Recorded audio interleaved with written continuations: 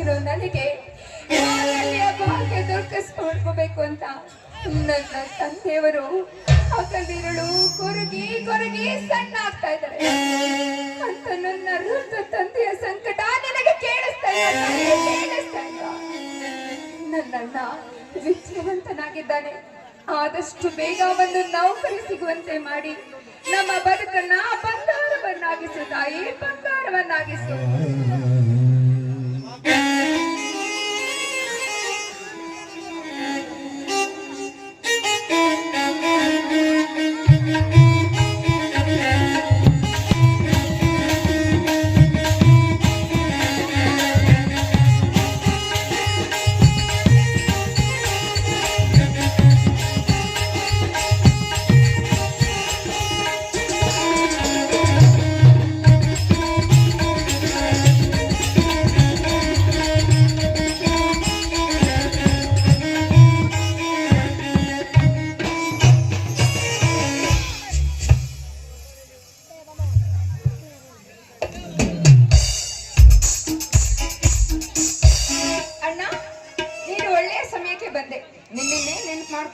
ಪೂಜೆ ಮಾಡ್ತಾ ಇದ್ದೆ ಅಣ್ಣ, ನಿನ್ಗೋಸ್ಕರ ವರ ಬೇಡ್ಕೊಂಡಿದ್ದೆ ನಾನು. ತಗೊಳ್ಳೋಣ ಪ್ರಸಾದ.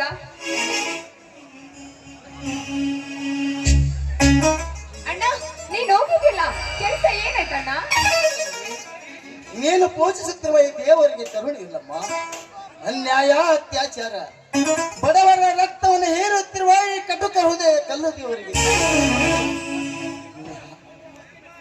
ಸ್ವಕ್ಕಿರ ಶ್ರೀಮಂತರ ಮನೆಯ ಬಾಗಿಲಲ್ಲಿ ಬಿದ್ದು ಹೊರಲಾಡುತ್ತಿರುವಾಗ ನ್ಯಾಯ, ನೀತಿ, ಧರ್ಮ ಬದುಕುತ್ತಿರುವ ನಮ್ಮಂತವರು ಸತ್ತ ಹೋದರು ನಮ್ಮ ಮನೆ ಹೊಸ್ತುಲ ತುಳಿಯ ನಿರ್ಮಲ ಮನಸ್ಸಿನಿಂದ ಪವಿತ್ರ ಜಲದಿಂದ ಪಾನ ತೊಳೆದು ಹಾಲು ತುಪ್ಪದ ಅಭಿಷೇಕವನ್ನು ಮಾಡಿ ತುಪ್ಪದ ಆರತಿಯನ್ನು ಎತ್ತಿ ಬೆಳೆದು ಶಂಭನಾದನೆದುರು ಈ ಕಲ್ಲ ಮಾರುತ್ತಿ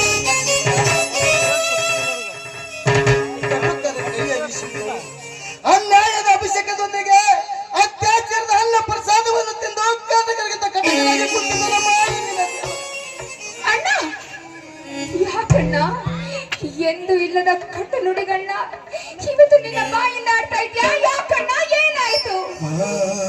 ಅಣ್ಣ, ಈ ತಾಯಿ ಕಂಡ್ರೆ ಭಕ್ತಿ ಶ್ರದ್ಧೆಯಿಂದ ಆರಾಧನೆ ಮಾಡ್ತಿದ್ದೆ ಅಂತಂದ್ರೆ ಕಠೋರ ಶಬ್ದಗಳಿಂದ ಇಂಥ ತಾಯಿನ ನಿಂದನೆ ಮಾಡ್ತಿದ್ದೀನಣ್ಣ. ನಿಂದಿಸ್ತಾ ಇದ್ಯಾ?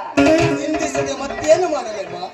ಪದವೀಧರಾದ ನಮ್ಮ ಹಣೆ ಪಟ್ಟಿಯನ್ನು ಕಟ್ಟಿಕೊಂಡು ಕೈ ತುಂಬ ಕಾಗದ ಪತ್ರ ಹಿಡಿದುಕೊಂಡು ಸರ್ಕಾರಿ ಕಚೇರಿಗಳಲ್ಲಿ ಸಿಕ್ಕ ಅಧಿಕಾರಿಗಳ ಕಾಲಿಂದ ಬಿಟ್ಟು ಬೇಡಿಕೊಂಡು ಬಂದ ರಾಜಕಾರಣಿಗಳ ಮನೆ ಬಾಗಿಲಲ್ಲಿ ಬಿದ್ದು ಹೊರಲಾಡುತ್ತಿರುವ ನನ್ನಂತ ಒಂದು ಹತಭಾಗ್ಯನಿಗೆ ಕೆಲಸ ದೊರಕಿ ಚೆಕ್ಕುಡದೆ ನಿಂದಿಸದೆ ಮತ್ತೇನು ಹೋಗಣ್ಣ. ಅಣ್ಣ, ಆ ತಾಯಿಯ ಮಹಿಮೆ ಅರಿಯದೆ ದಯವಿಟ್ಟು ಏನು ಮಾತಾಡ್ಬೇಡ ಅಣ್ಣ, ಏನು ಮಾತಾಡ್ಬೇಡ ಅಣ್ಣ. ಆ ತಾಯಿಯ ಅನುಗ್ರಹ ಇಲ್ಲ ಅಂದ್ರೆ ಒಂದು ಹುಲ್ಕಟ್ಟಿ ಸಹ ಅಲ್ಲಾಡೋದಿಲ್ಲ ಅಣ್ಣ, ಅಲ್ಲಾಡೋದಿಲ್ಲ. ಈ ಭೂಮಿ ಮೇಲೆ, ಈ ಜಗತ್ತಿನಲ್ಲಿ ಜೀವಕೋಟಿ ರಾಶಿಗಳಿಗೂ ಬದುಕಿ ನೀಡಿದ್ದು ಯಾರಣ್ಣ? ಬದುಕು ನೀಡಿದ್ದು ಯಾರು? ಪವಿತ್ರವಾದ ಮಾನವ ಜನ್ಮ ನೀಡಿರುವಂತ ಇಂಥ ದೇವನ್ನ ನೀನು ನಿಂದಿಸ್ತಾ ಇದೆಯಣ್ಣ, ನೀನು ನಿಂದಿಸ್ತಾ ಇದೆಯಾ? ಇಲ್ಲ ಅಣ್ಣ, ಇಲ್ಲ. ಸಕಲ ಜೀವಕೋಟಿ ರಾಶಿಗಳನ್ನ ಸಾಕ್ತಾ ಇರುವಂತ ಈ ತಾಯಿಗೆ ನಾವೆಂದು ಭಾರವಾಗೋದಿಲ್ಲ ಅಣ್ಣ, ನಾವೆಂದಿಗೂ ಭಾರವಾಗೋದಿಲ್ಲ ಅಣ್ಣ. ನಮಗೂ ಒಂದಿನ ಆ ತಾಯಿ ಕರುಣೆ ತೋರ್ತಾಳೆ, ದಾರಿ ತೋರ್ತಾಳೆ ಅಂತ ತಾಳ್ಮೆಯಿಂದ ನಡ್ಕೋಬೇಕಣ್ಣ, ತಾಳ್ಮೆಯಿಂದ ನಡ್ಕೋಬೇಕು. ಎಲ್ಲಿವರೆಗೆ ತಾಳಬೇಕು ತಂಗಿ? ಚಿಕ್ಕಂದಲ್ಲಿರುವಾಗ ತಾಯಿಯನ್ನು ಕಳೆದುಕೊಂಡು ತಪ್ಪಲಿ ಅದ ನಮ್ಮಲ್ಲಿ ತೊಡಸಿ ಬೆಳೆಸಿ ಒಟ್ಟು ವಿದ್ಯಾವಂತನಾಗಿ ಮಾಡಿದ ತಂದೆಯ ಮುಖ ನೋಡಿದ ನನ್ನ ಕರುಳು ಬೆಳೆದು ದೊಡ್ಡವಳಾಗಿ ನಿಂತ ನಿನಗೆ ಒಂದು ವರ ನೋಡಿ ಮದುವೆ ಮಾಡಿ ಕೊಡಬೇಕೆಂದು ಬಿಡಿ ಗಾಸಿಗೆ ಗತಿ ಇಲ್ಲದೆ ಒದ್ದಾಡುತ್ತಿರುವ ತಂದೆಯ ಸಂಕಟವನ್ನು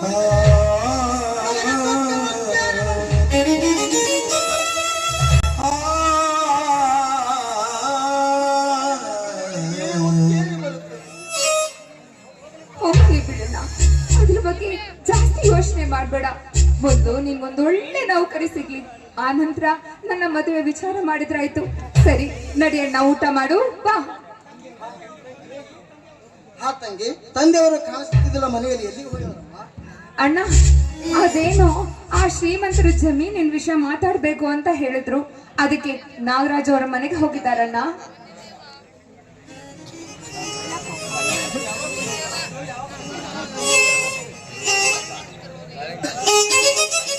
ರಾಜು, ಯಾವಾಗ ಬಂದಿಯಪ್ಪ? ಬೆಳಿಗ್ಗೆ ಊಟ ಮಾಡದೆ ಹಾಗೆ ಹೋಗಿರುವೆ ಎಂದು ನಿನ್ನ ತಂಗಿ ಸಾವಿತ್ರಿ ಹೇಳ್ತಿದ್ದಳು. ಈಗಲಾದರೂ ಊಟ ಮಾಡಿವೆಯೋ ಅಥವಾ? ಇಲ್ಲ ಅಪ್ಪಾಜಿ, ಅಣ್ಣ ಈಗ ತಾನೇ ಬಂದ್ರು. ಅಪ್ಪಾಜಿ, ಎಲ್ಲರೂ ಒಟ್ಟಿಗೆ ಕೂತ್ಕೊಂಡು ಊಟ ಮಾಡೋಣ ಅಂತ ನಿಮ್ಮ ದಾರಿಯನ್ನೇ ಕಾಯ್ತಿದ್ವಿ. ರಾಜು, ನೀನು ಹೋದ ಕೆಲಸ ಏನಾಯ್ತಪ್ಪ? ಏನೆಂದು ಹೇಳಲಪ್ಪ, ಏನೆಂದು ಹೇಳಲಪ್ಪ, ಹೇಗೆ ಹೇಳಲಿ? ಯಾವುದಾದರೂ ಒಂದು ನನ್ನ ಕೆಲಸ ಹುಡುಕುತ್ತಾ ಹೆಜ್ಜೆ ಮುಂಚಿಡುತ್ತಾ ಮುಂಚಿತವಾಗಿ ಆ ಇದೇ ನಮ್ಮನ್ನ ಕಂಡು ಗೈಗೈಸಿ ನಗುತ್ತಿರುವಾಗ, ನಗುತ್ತ ತನ್ನ ಹಟ್ಟಾಸದಿಂದ ಮೆರೆಯುತ್ತಿರುವಾಗ ನನಗೆ ಎಲ್ಲಿ ಕೆಲಸ ಸಿಗುತ್ತದಪ್ಪ? ಎಲ್ಲಿ ಕೆಲಸ? ಎಲ್ಲಿವರೆಗೆ ಇದೇ ನಮ್ಮನ್ನು ಬೆಂಬತ್ತಿ ಕಾಣುವುದನ್ನು ನಿಲ್ಲಿಸುವುದಿಲ್ಲ, ಅಲ್ಲಿವರೆಗೆ ನಾವು ಸುಖದಿಂದ ಬಾಳಲು ಸಾಧ್ಯವೇ ಇಲ್ಲಪ್ಪ, ಸಾಧ್ಯವೇ ಇಲ್ಲ. ರಾಜು, ಸುಖ ದುಃಖಗಳೆರಡು ಒಂದೇ ಮುಖದೆರಡು ನಾಣ್ಯಗಳಿದ್ದಾಗಪ್ಪ. ಆ ದೇವಾನ ದೇವತೆಗಳಿಗೆ ಬಿಡದ ವಿಧಿಯು ನಮ್ಮನ್ನು ಹೇಗೆ ಬಿಟ್ಟಿದ್ದಪ್ಪ? ವಿಧಿ ಆಟದಿಂದ ಅಲ್ಲವೇನಪ್ಪ ಸತ್ಯ ಹರಿಶ್ಚಂದ್ರ ರಾಜನು ಸುಡುಗಾಡು ಕಾಯುವಂತ. ಆ ಕ್ರೂರ ವಿಧಿ ಆಟದಿಂದ ಅಲ್ಲವೇನಪ್ಪ ರಾಮಚಂದ್ರ ಲಕ್ಷ್ಮಣರು ದ್ರೌಪದಿ ಸಲುವಾಗಿ ವನವಾಸ ಮುಗಿಸಿದರು. ಆ ಕ್ರೂರ ವಿಧಿ ಆಟದಿಂದ ಅಲ್ಲವೇನಪ್ಪ ಪಾಂಡವರು ಸೀತೆಯನ್ನು ಬಳಿಕೆಟ್ಟು ವನವಾಸ ಮುಗಿಸಿದರು. ಅಂತ ರಾಜಾದಿರಾಜರು ಕೂಡ ವಿಧಿ ದವಡೆಯಲ್ಲಿ ಸಿಕ್ಕು ವಿಧವಿಧನೆ ಒದ್ದಾಡುತ್ತಿರುವಾಗ ನಮ್ಮಂತ ನರಮಾನವರ ಪಾಡೇನು ಮಗು? ಸತ್ಯ ಧರ್ಮದಿಂದಲೇ ನಡೆಯುವುದನ್ನು ಕಲಿತುಕೊಳ್ಳಬೇಕು ಮಗು. ಆ ದೇವರಲ್ಲಿ ತಿಳಿತೇನಪ್ಪ? ನೀನು ಹೇಳುತ್ತಿರುವುದು ಮಾತು ನಿಜಪ್ಪ, ಆದರೆ ಬಡತನ ಎಂಬ ಬೆಂಬತ್ತ ಭೂತವನ್ನು ಬೆಂಬತ್ತಿ ಕಾಡುತ್ತಿರುವಾಗ ಒಪ್ಪಟ್ಟಿನ ಗಂಜೆಗೂ ಗತಿ ಇಲ್ಲದಂತೆ ಮಾಡಿ ಈ ಸಮಾಜದಲ್ಲಿ ನಾನು ತಲೆ ಎತ್ತಿ ತಿರುಗಂತೆ ಮಾಡಿದೆಯಪ್ಪ. ವಿದ್ಯಾವಂತನಾದರೂ ಕೂಡ ಇವನೊಬ್ಬ ಮೈ ಮುರಿದ ಮೈಗಳನ್ನೆಂದು ಈ ಸಮಾಜ ಬದಲು ಮಾಡಿ ತೋರಿಸಿ ನಗುತ್ತಿದೆಯಪ್ಪ. ಬೆಳೆದ ನಿನ್ನ ತಂಗಿಗೆ ಒಂದು ಹೊರ ನೋಡಿ ಮದುವೆ ಮಾಡಿ ಕುಡಿದ ಇವನೊಬ್ಬ ಹೇಳಿ ಎಂದು ಆಡುತ್ತಿರುವ ಈ ಸಮಾಜದ ಆಡುತ್ತಿರುವ ನಿಂದಿನ ಕೇಳಿ ನನ್ನ ಮನಸ್ಸಿಗೆ ಬೇಸತ್ತು ಹೋಗಿದೆಯಪ್ಪ. ಯಾಕಪ್ಪ ಇಷ್ಟೊಂದು ಮನವೊಂದು ಮಾತನಾಡುತ್ತಿರುವೆಯಲ್ಲ ಮಗು? ನಾನಿನ್ನೂ ಬದುಕಿದ್ದೇನಪ್ಪ. ಎಷ್ಟೇ ಕಷ್ಟಗಳು ಬಂದರೂ ಸಹಿಸಿಕೊಂಡು ಹಗಲಿರುಳು ದುಡಿದು ನಿಮ್ಮನ್ನು ವಾದಿಸಿ ವಿದ್ಯಾವಂತನಾಗಿ ಮಾಡಿದ್ದೇನಪ್ಪ. ಇಂದಿಲ್ಲ ನಾಳೆಯಾದರೂ ನಮ್ಮ ಬಾಳಿನಲ್ಲಿ ಒಳ್ಳೆಯ ದಿನಗಳು ಬಂದೇ ಬರುತ್ತವೆ ಮಗು. ಆದರೆ ಈ ಜೀವನದಲ್ಲಿ ಮನನೊಂದು ಮಾತನಾಡಬಾರದಪ್ಪ. ಜೀವನದಲ್ಲಿ ಮನನೊಂದು ಮಾತನಾಡಬಾರದಪ್ಪ. ನಾಳೆಗಾಗಿ ಕಾದು ನೋಡಬೇಕು. ಆ ಜೀವನದ ಮರ್ಮ ತಿಳಿದೇ ತಿಳಿಯುತ್ತದೆ ಮಗು. ಹೌದಣ್ಣ, ತಂದೆಯವರು ಅನುಭವ ಸಾರ ಉಳ್ಳವರು. ಅವ್ರ ಮಾತನ್ನ ಕೇಳಿದ್ರೆ ಇಂದಲ್ಲ ನಾಳೆ ನಮ್ಮ ಬದುಕು ಬೆಳಕಾಗುವುದರಲ್ಲಿ ಸಂದೇಹವಿಲ್ಲ ಅಣ್ಣ. ಮಗಳೇ, ನಾಳೆ ಯಾಕಮ್ಮ? ಹಿಂದೆ ಆ ಭಾಗ್ಯದ ಲಕ್ಷ್ಮಿ ನಮ್ಮ ಮನೆಗೆ ಬೆಳೆಸಿ ಬಂದಾಗಿದೆ ಮಗಳೇ. ನೀನು ಒಂದು ಸಂತೋಷದ ವಿಷಯವನ್ನೇ ಹೇಳದೆ ಮರೆತು ಬಿಟ್ಟಿದೆ ಮಗಳೇ. ನನಗಾಗಿ ಸಂತೋಷದ ವಿಷಯನ? ಅದೇನಪ್ಪಾಜಿ? ಏನಪ್ಪ ಹೇಳು. ನೋಡಮ್ಮ, ನಾಗರಾಜನ ಮನೆಗೆ ಹೊಲದ ವಿಷಯ ಮಾತನಾಡಲು ಹೋದಾಗ ಶ್ರೀಮಂತ ಮಹೇಂದ್ರನ ಸಹೋದರ ಶೈಲೇಂದ್ರ ಭೇಟಿಯಾಗಿದ್ದಾರಪ್ಪ. ಓ, ಆ ವಿಷಯ ಅಪ್ಪ. ಶೈಲೇಂದ್ರ ಬೆಂಗಳೂರಿಂದ ಯಾವಾಗ ಬಂದಿದ್ದಾರಂತಪ್ಪ? ಅದೇನೋ ಕೆಲಸದ ನಿಮಿತ್ತವಾಗಿ ಅಲ್ಲೇ ಇರ್ತಾರೆ ವಿಷಯ ತಿಳಿದಿದೆ. ಚೆನ್ನಾಗಿದ್ದಾರಪ್ಪ. ಚೆನ್ನಾಗಿದ್ದಾರಂತಪ್ಪ ಮಗು. ನಿಮ್ಮೆಲ್ಲರನ್ನು ವಿಚಾರಿಸಿದರು. ಬಹಳ ದೊಡ್ಡ ಗುಣವಂತಪುರವರು. ಬಹಳ ದೊಡ್ಡ ಗುಣದವರು, ಹಾಗೆಲ್ಪ ಶ್ರೀಮಂತರು, ವಿದ್ಯಾವಂತರು. ಅದೆಲ್ಲ ಬಿಟ್ಟಾಕಿ ಅಪ್ಪಾಜಿ. ಅಂದಾಗೆ ಅಣ್ಣನ ನೌಕರಿ ವಿಷಯ ಏನಾದ್ರು ತಿಳಿಸಿದ್ರ? ಇಲ್ಲಮ್ಮ, ನಿನ್ನ ವಿಷಯವಾಗಿ ಕೇಳಿದ್ರು. ಏನು? ನನ್ನ ವಿಷಯ? ಅದೇನಪ್ಪಾಜಿ? ನೋಡಮ್ಮ ಮಗಳೇ, ನಾವಿಬ್ಬರು ಮಾತನಾಡುತ್ತಿರುವಾಗ ನಿನ್ನ ಮದುವೆ ವಿಷಯ ಪ್ರಸ್ತಾಪವಾಯಿತು.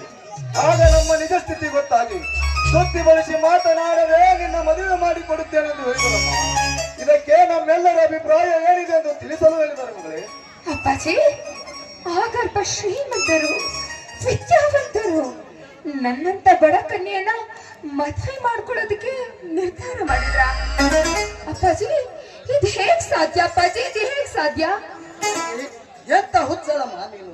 ಅವರು ಶ್ರೀಮಂತರೇ ಆಗಿರ್ಲಿ ಬಡವರೇ ಆಗಿರ್ಲಿ ಒಳ್ಳೆ ಗುಣದಿಂದ ಇದ್ದರೆ ಸಾಕಮ್ಮ. ಶೈಲೇಂದ್ರ ನಾನು ಮೊದಲಿಂದಲೂ ಬಾಲ್ಯ ಸ್ನೇಹಿತರಾಗಿದ್ದೇವೆ. ಅವನು ಬಹಳ ವಿಶಾಲವಾದ ಮನೋಭಾವದವನು ತಂಗಿ. ಅಂತ ಹೃದಯವಂತ ಕೈ ಹಿಡಿತಾನಂದ್ರೆ ನಾವೇ ಧನ್ಯರು ತಂಗಿ, ನಾವೇ ಧನ್ಯರು. ವಿಚಾರ? ವಿಚಾರ ಏನ್ ಬಂತಣ್ಣ, ನೋಡು, ಹೆತ್ತ ತಂದೆ ತಾಯಿಯ ಸ್ಥಾನದಲ್ಲಿ ನಿಂತು ನನ್ನ ತಂದೆ ನನ್ನನ್ನ ಸಾಕಿ ಸಹಿದ್ದಾರೆ. ಅವರ ಅಭಿಪ್ರಾಯವೇ ನನ್ನ ಅಭಿಪ್ರಾಯ, ಅವರ ಅಭಿಪ್ರಾಯವೇ ನನ್ನ ಅಭಿಪ್ರಾಯ. ಅಣ್ಣ, ನೀನು ತಂದೆ ಒಪ್ಪಿದ್ರೆ ನಾನು ಖಂಡಿತವಾಗ್ಲೂ ಈ ಮದ್ವೆಗೆ ಒಪ್ಕೊಂಡಿದ್ದೀನಿ. ಆದರೆ ಎಂಬ ತಂಕದ ಮಾತು ಮತ್ತೇಕೆ ಮಗಳೇ? ಹೌದು ತಂಗಿ, ಏನಾದರೂ ಅನುಮಾನವಿದ್ದರೆ ಮುಚ್ಚಿ ಮರೆಯದಿಂದ ಬಿಚ್ಚಿ ಹೇಳಮ್ಮ. ಅಣ್ಣ, ಅದ್ಯಾವುದೇ ರೀತಿ ಅನುಮಾನ ಇಲ್ಲ. ಅವರು ದೊಡ್ಡ ಶ್ರೀಮಂತರು, ನನ್ನನ್ನ ಮದುವೆ ಮಾಡ್ಕೋಬೇಕು ಅಂತ ಅನ್ಕೊಂಡಿದ್ದಾರೆ. ಅವ್ರು ಏನಾದ್ರೂ ವರದಕ್ಷಿಣೆ ವರೋಪಚಾರ ಅಂತ ಕೇಳಿದ್ರೆ ಅಷ್ಟೊಂದು ಹಣ ಎಲ್ಲಿಂದ ತರ್ಬೇಕಣ್ಣ, ಎಲ್ಲಿಂದ ತರಬೇಕು? ಅಲ್ಲ, ಶ್ರೀಮಂತರ ಸೊತ್ತಾಗಿದೆ ನಮ್ಮ ಜಮೀನು. ನಿನಗ್ ಬೇರೆ ನೌಕರಿ ಇಲ್ವಲ್ಲಣ್ಣ? ತಂಗಿ, ಅದಕ್ಕೆಲ್ಲ ನೀನೇಕೆ ತಲೆ ಕೆಡಿಸ್ಕೊಳ್ತಮ್ಮ? ತಂದೆ ಅವರಿದ್ದಾರೆ, ನಾನಿದ್ದೇನೆ. ನನ್ನ ಹೊಲವನ್ನಾದರೂ ಶ್ರೀಮಂತರ ವಶವಾಗಿರ್ಬೋದು, ಆದರೆ ನೀನು ಅಣ್ಣನ ಬಲಿಷ್ಠವಾದ ರಟ್ಟಿ ಮಾತ್ರ ಅವರ ಸ್ವತ್ತವನ್ನಮ್ಮ. ಬಾವುತನದಲ್ಲಿ ಗಟ್ಟಿ ಇದೆ. ಎಲ್ಲಿ ಆದರೂ ಕೂಲಿ ಮಾಡಿ ತಂದು ನಿನ್ನ ಮದುವೆ ಮಾಡುತ್ತೀನಿ, ಆಯ್ತಮ್ಮ? ಹೌದಮ್ಮ, ಅದು ನಮ್ಮ ಕರ್ತವ್ಯವೂ ಹೌದು. ನಿನ್ನ ತಾಯಿಗೆ ಮಾತು ಕೊಟ್ಟಂತೆ ನಿನಗೂ ಒಂದು ಒಳ್ಳೆಯ ಮನೆತನ ಸಿಕ್ಕಂತಾಗುತ್ತದೆ.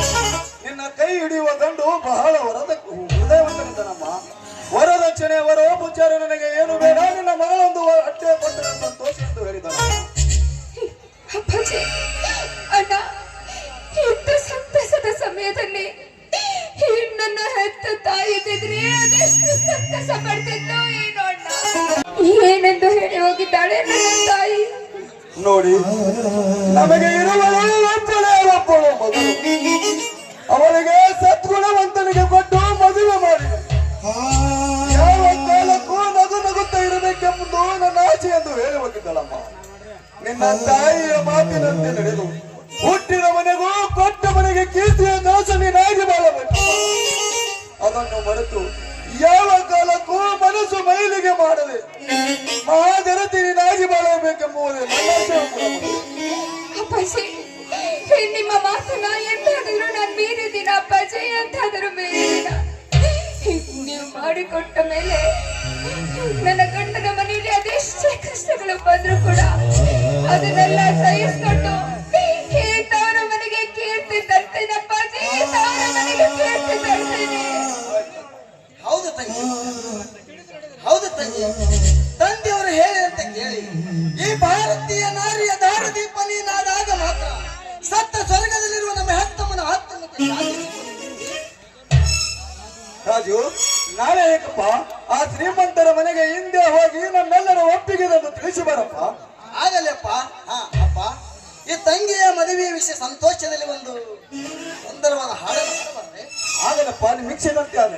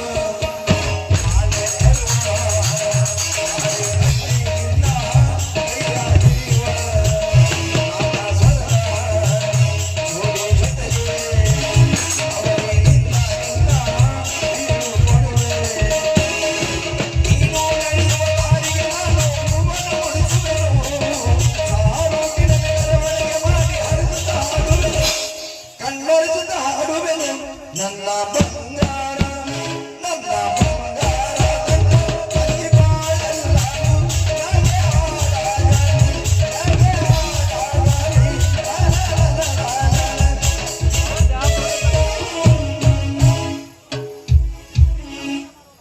ಸರಿ ಎಲ್ರು ಸೇರಿ ಊಟ ಮಾಡೋಣ ನಡೀರೋಣ.